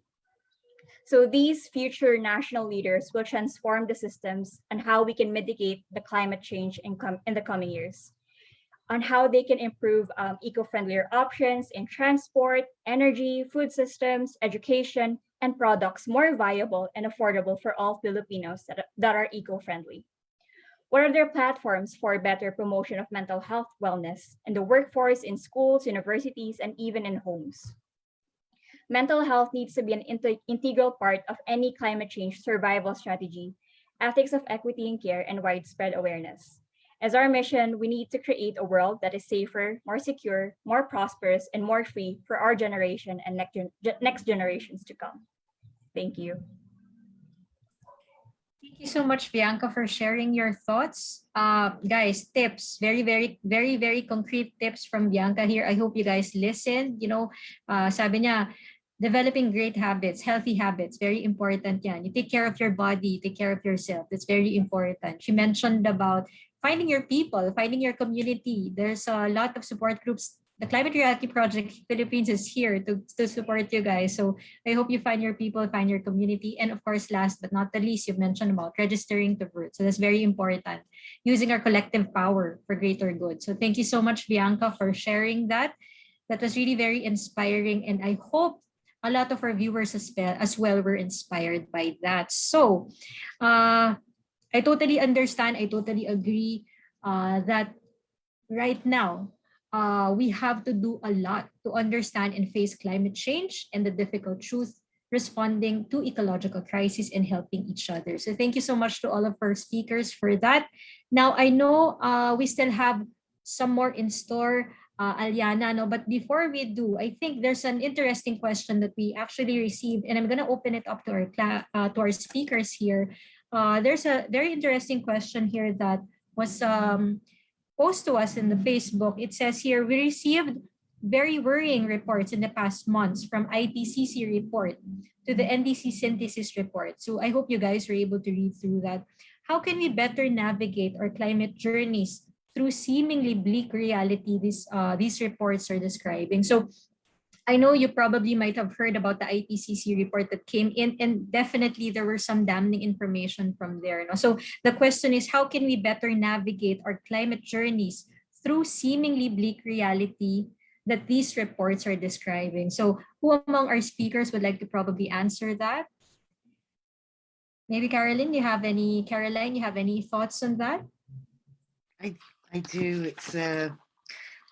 It's wonderful language that's being used about navigating these bleak realities. And what it makes me think about is the importance of going down into these feelings rather than trying to escape from them. Because if we try and escape from these feelings, if we pretend that they're not there, then they will come and haunt us. They will come into our dreams. They will just appear when they're least expected. So navigation is an excellent way of thinking about it. So a couple of things that might help. One is, I think everybody in the world, on the planet, will be feeling eco-anxiety now, because everybody is either reading these reports, watching the news, talking about this. It is pervasive, it is everywhere. So I think to sort of locate yourself as part of humanity facing this is really important. It reduces that sense of isolation. Some people will be feeling it more strongly than others. I will encourage you to navigate by allowing these feelings. Do not judge the feelings. It's often the feelings about the feelings that we struggle with. So we get depressed, and then we get depressed because we've got depressed, or we feel anxious and then we get anxious about the fact we've got anxious. So what the feelings themselves, the depression and anxiety, make perfect sense. So just don't add to those by telling yourself you shouldn't be feeling that way, because it's that often causes the worst distress. And then try through all of these wonderful suggestions about finding your collective, your community, your clan, joining together. Try to reframe your feelings and your thoughts about climate change. And again, this is back to the radical hope idea. It is bad. We're not going to shy away from that reality.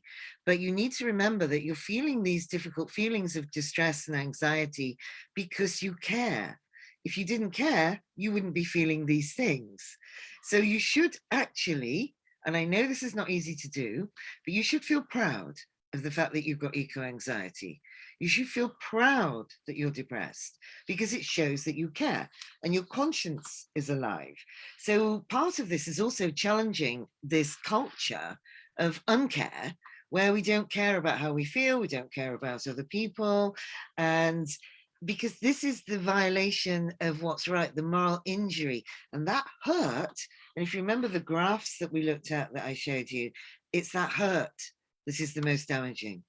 So communicating to people that we care is absolutely crucial. And then all of that can help you navigate. Somebody also said earlier to remember, which was a really good comment, this is not a linear journey, it's a cyclical journey. So you go through these feelings repeatedly. So if you think of it as linear and you feel depressed and then you recover, and then a week later you feel depressed again, if you tell yourself that you've gone backwards or that you failed or something terrible is happening, then you're actually framing it the wrong way. Psychologically, we actually have to go through these cycles repeatedly over and over and over again to develop the psychological resilience. So think of these blips or these struggles or this distress as something to grow around and navigate through, rather than try and escape from or avoid. It's the avoidance which causes the hurt. Thank you. Thank you so much for that, Caroline. Thank you so much for that. And indeed, you mentioned about it, and going back to what John earlier said about being a cycle and being able to navigate the journey and the cycle and staying on top of this, and just understanding, being mindful of the feelings that you're having along the way, that really is very inspiring, and that says a lot. So thank you so much for sharing that. Any of our guests wants to share? Maybe John, do you have anything else that you want to probably add up? I'll steal the cycle metaphor again for another thing. Actually, that report, the most recent one that came from IPCC, is the 6th report that they're releasing. It's the first part of the 6th report. So it's actually been a cycle. IPCC declares that it's a big problem. We're facing a very bleak reality. And I guess now more than ever, it's very clear that the reality that we're facing, the possible future we're facing, if nothing changes, is very bleak. But we have to understand that this is not really a new situation. We're not finding ourselves in a particularly novel situation. This has been happening. Like that's the real thing. That's the I guess the most frustrating thing about the climate science is that it's always been there. It's been there since since the 1960s until the fossil fuel industry covered it up. But when the IPCC was founded, ever since they've always been saying the future is very bad if we don't act now. And I guess we just have to draw from, I guess, one of a very popular proverb or whatever that says that, okay, the best time to plant a tree was maybe 20 years ago, but the second best time is now. So that's really what that's our responsibility, I guess, not just to the future generations, but to ourselves as people living through the climate crisis, is to act now. And I guess as we move forward, the situation and the window of opportunity gets smaller and smaller. Our actions will indeed have to become more and more radical, I guess, for lack of a better word, really challenging the system that's really causing the climate crisis in the first place. But yeah, we just have to decide. And as I mentioned earlier, take your present and choose to commit yourself to the movement to address the climate crisis. Yeah. Thank you so much for that, John. Yes, indeed. That's a good point that you actually raised. And going back to what Caroline has said about caring, you're getting hurt because you care. There's compassion. There's that level of interest. There's the level of investment already. So I think that actually fuels the passion more. The fuels the passion more. So thank you so much, John. Thank you, Caroline. Anything that you want to add up, Bianca, before we probably move to the next segment? I think John and Miss Caroline quite summarized it quite well. And I guess another point of I would like to add is we cannot let this climate crisis be a disturbing footnote in our history. So the best time to move is now, definitely. So if we know all of the facts, we know all of the research studies and how it's affecting all aspects of our human health, then it's really up to us now. Like given all of this data, what do we do now? So I think as a collective, we need to come together and do something about our climate crisis. So thank you so much for that. Thank you. Ariana. Sir Amy, singit pa lang ako kasi someone asked in the chat. Miss Caroline, it's actually directed to you. You were mentioning radical hope, and how do you explain this or differentiate it, or maybe explain it vis-a-vis the concept of stubborn optimism, which is defined by Christiana Figueras as the feeling of optimism, not because success is guaranteed, but because failure is unthinkable. Absolutely, they're very similar. You're absolutely right. They're extremely similar. I think the only thing I would say about optimism is it has a binary opposite, which is pessimism. And the problem with emotion is when you go for optimism, which is frequently perceived as a good feeling, then what it does is it also invokes and activates the opposite, which is the pessimism. So you can find yourself cycling between one day feeling optimistic and then the next day crashing into the pessimism. So the best way to navigate this. So I like her arguments. I'm not going to argue against them for 1 second. They're really good. It's a different language to talk about a similar thing. I think the radical hope idea gives you a good way of navigating between the doom and gloom apocalyptic thinking and the naive optimism, the naive hope. A naive hope is that something will save us. So it allows us to psychologically be children and babies and think, oh, so technology will save us, the government will save us. And psychologically, we feel like babies.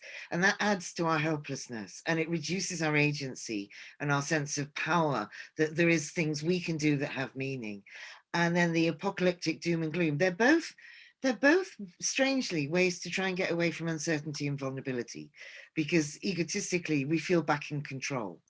I'm in control if it's all doom and gloom, or if it's all going to be okay. And what we have to do there is tolerate the uncertainty and the vulnerability, and also actually get beyond the ego, because we need to wake up to the fact that humans have caused this. This is human caused climate change. And it's the lack of wisdom that we've shown in thinking that we could continue to grow and grow and grow and just see nature as simply a value for economic means. It's that lack of wisdom that is underpinning all of this. So be careful of that kind of heroic, we can beat this attitude when it comes to climate change, because actually trying to beat nature is really tricky. And it's partly that heroic sort of rather macho attitude that has got us into this mess in the first place. So we need that kind of sacred feminine, we need the lunar, we need the to be able to go down and not just always up towards the we will win this. We need to also be reflective and learn from the wisdom of the failures and the mistakes that we've made, because then we could learn from it. I want to finish saying this. I'm sorry, I never give short answers. I do apologize. But I just want to quote a child again. When I started my research with children, I talked with a lot of young children about how do we talk about this without terrifying you. And she said, this is Sophia in Sweden. I have to use her name, otherwise I'm in trouble. So she said, I said, how do I talk to you without traumatizing you? And she said, well, she said, you've got to tell me the truth, because if you don't tell me the truth, you're lying to me. And if you lie to me, I can't trust you. And if I can't trust you, I can't tell you how I feel. And if I can't tell you how I feel, then I'm on my own, which feels worse. I love this child. I wish she was running the world. She said, but don't tell me all the bad news all at once. Tell me some bad news, then some good news, then some bad news, then some good news, then some bad news, and then some good news. She said, and anyway, she said, I'm not a baby. So we have to remember, you know, not to be babies, and to, you know, 8-year-olds can really show us that wisdom, right? And we have to wake our leaders up to not be babies around this as well. Thank you. Thank you so much for that, Caroline. I will definitely take that into heart when I talk to my nephews and my nieces. I'm going to talk to them with all honesty this time. So thank you so much for shedding light to that. So thank you so much. Now, I know I don't actually want to stop conversing with everybody here. I'm really very excited and very interested to know more, share more, talk about these things. But I know we have to stop somewhere, right, Aliana? Yeah, absolutely. This conversation is super insightful and gave us a lot of information and advice on how to move forward. And if I may add, one way of alleviating the rising levels of climate anxiety and increasing optimism and hope is to ensure that we have access to the best and most reliable information on climate solutions. And this is where organizations like the Climate Reality Project Philippines come in. Or we need to do more in communicating the solvability of the climate crisis, of course, without having hero complex that Caroline just mentioned, always balancing it with reality. And of course, after identifying solutions, we must take it upon ourselves as a community to push for these solutions on an individual, national, and even global level. So to close the session, I'd like to invite the guests to share any messages or advice our viewers who may be feeling anxious about the future of our warming world. So let's start again with Caroline. Thank you. Well, I'm going to say 3 things very quickly. First, I'm going to say you're not alone. You're in good company, because we feel this too. All the researchers involved in that research felt devastated, felt upset, felt anxious, felt depressed. And we're learning to navigate this and allow these to be part of our life and to inform our passion for the work we're doing. So actually, I would not want to be without my eco-anxiety. I would not want anyone to take it away from me. And I know I'm not facing the immediate threat living in the UK at the moment that you're facing in the Philippines. But for me, my eco-anxiety helps me connect empathically with people all over the world.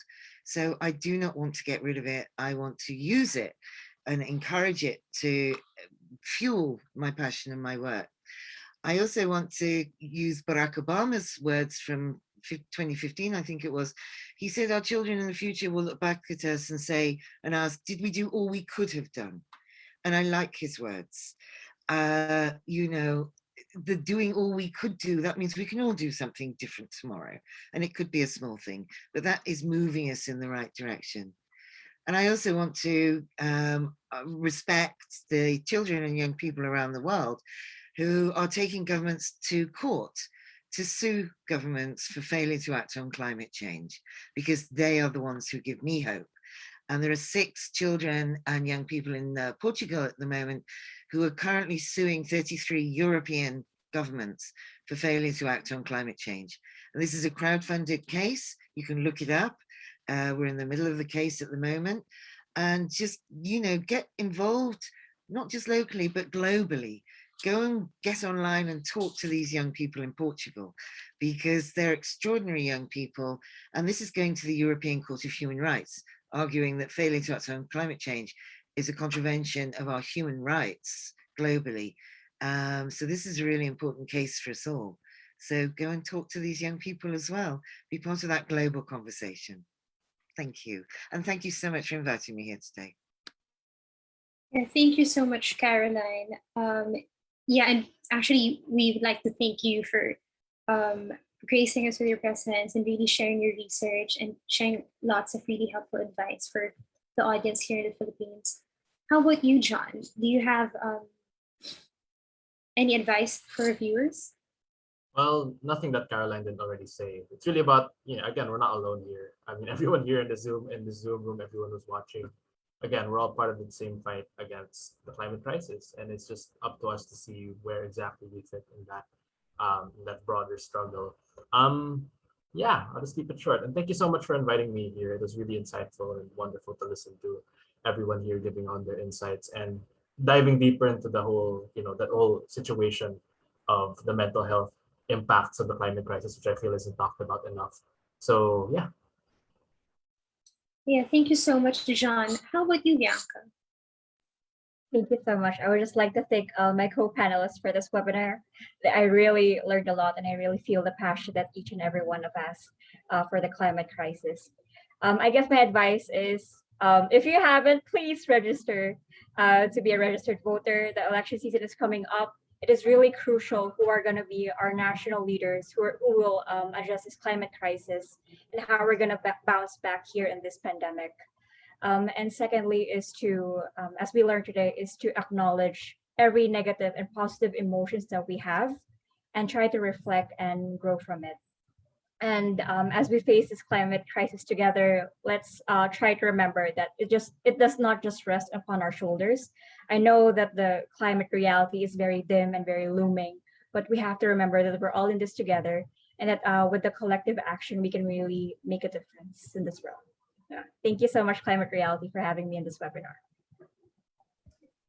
Thank you so much. Maraming salamat po to all of our guests, to Caroline, to John, of course, to Bianca and Aliana. Thank you so much for joining us. It was truly a very insightful, very inspiring afternoon today. No, just to close this episode, I would like to add to what Aliana just said a few minutes ago about alleviating climate anxiety by making everyone feel that we have the power. You have the power, guys, to push for climate solutions.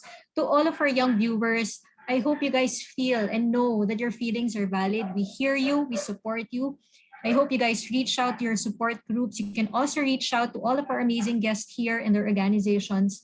And to all of our viewers, the power is within your hands. Bianca's mentioned about this earlier. As we approach the national elections next year, let's look for more leaders who are knowledgeable and open to tackling interlinked challenges of the climate and the environmental crisis. Leaders who value science and insights from their constituents, and leaders who would prioritize funding for urgent climate change measures. Climate change, sabi nga natin, should be our collective fight. Tama ba, Aliana? Yes, I absolutely agree, Amy. And para dun sa mga youth na hindi pa, you're not yet eligible to register to vote, you still have a chance to influence what happens in the national elections by educating the people in your household, your friends, your people on social media. Let us use what we have to really make an impact. Yeah, so before we end, nais rin po namin magpasalamat sa viewers natin on Facebook. Thank you very much for joining us today, and I hope marami kayong natutunan. Don't remember, you can join our community and follow the Climate Reality Project Philippines on Instagram. It's at Climate Reality PH, and Twitter at Climate Real PH. If you have any questions or need someone to talk to, you can always reach out to us. And we also invite you to join us on Instagram and check our stories. We have a short quiz for this episode. You can also visit the social media handles of our guests. It is flashed on the screen right now. And a quick reminder for those who would like to get a certificate of participation for this episode, please don't forget to answer the feedback form, and we will be posting it in the comments section, so please wait. Thank you again, Aliana. It was a pleasure co-hosting with you this afternoon. Thank you so much for the time. Thank you so much to all of our guests. Maraming salamat po. I cannot thank you enough for shedding light to this very important topic. Thank you, everybody. Thank you for watching. All of our avid viewers, maraming salamat. We wouldn't reach 18 episodes without your support. So maraming salamat. This has been the Klimatotohanan, a webcast organized and led by climate reality leaders to tackle the urgent climate issues of today and tomorrow. So why Klimatotohanan? Because we need real talk and real action on the climate crisis. So thank you once again for tuning in, and see you again in our next episode where we will talk about food systems and climate crisis. So maraming salamat po at magandang gabi sa ating lahat.